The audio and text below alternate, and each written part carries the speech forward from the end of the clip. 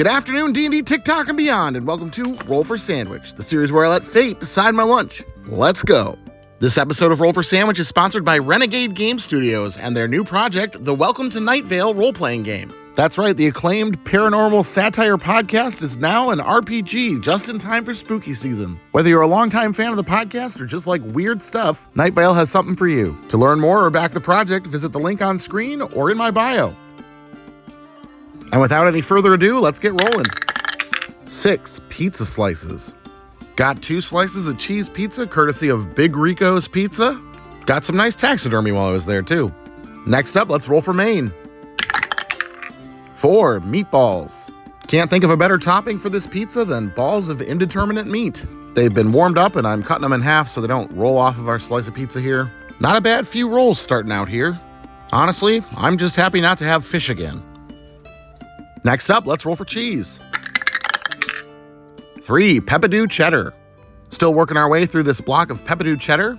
That's cheddar with sweet piquant peppers mixed in, Peppadew being the brand name. These peppers are a little sweet and a little spicy and go well with the nice creamy cheddar. Honestly, I think this is a pretty prime roll for our pizza sandwich. Peppadew peppers will go great with the spices and the meatballs, and who doesn't like extra cheese on their pizza?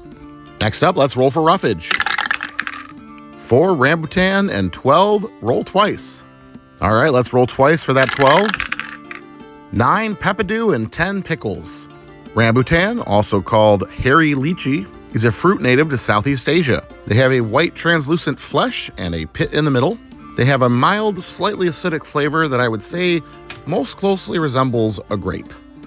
Flavor-wise, I don't think this will be too bad of an addition to what we've already got going on here. They'll add just a little bit of sweetness, but not too much.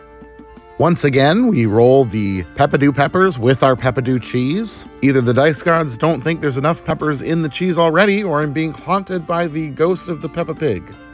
Again, I think pickles will be an okay addition here. With the amount of cheese on this sandwich so far, the acid will be nice to kind of cut through that richness and fat. Plus we get a nice crunch. So far, so good. All right, let's get wild with the wild magic roll. 17, smoked finishing salt. This Scotch barrel smoked finishing salt is lovely, though not sure that this one in particular needs more salt. Already pretty salty just starting off with the pizza. But it could have been much worse wild magic, so I'm not complaining. Not even a little bit. And last but not least, it's the D20 sauce roll. Here we go. 17, salsa macha. Salsa macha is the Mexican equivalent to chili crisp, which I've had on the show before.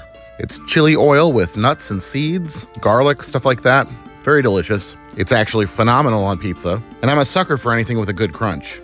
A good crunch. We know what happened last episode. That was an evil crunch. Let's go ahead and get our sandwich closed up here. Get our toothpicks in to hold it together, and let's get it cut in half. And let's take a look at that cross section. All right, interesting. Weird, but seemingly cohesive. I'm hungrier than a librarian and ready to dig into this one. Let's give it a taste. Honestly, a nice mix of sweet, sour, and spicy. The meatballs couldn't have worked better as a main, mostly just tasting of spices and fat. These particular slices of pizza are not the highest quality pizza, but they were what was available. Even still, I think they work well here. As I feared when adding the finishing salt, it is a bit salty. All in all, it's a pretty good sandwich and a huge relief after the last one. I think I'm going to go as far as to give this one an 8.9, and I'm going to call it the good night. Have a good one. I'll see you on Friday.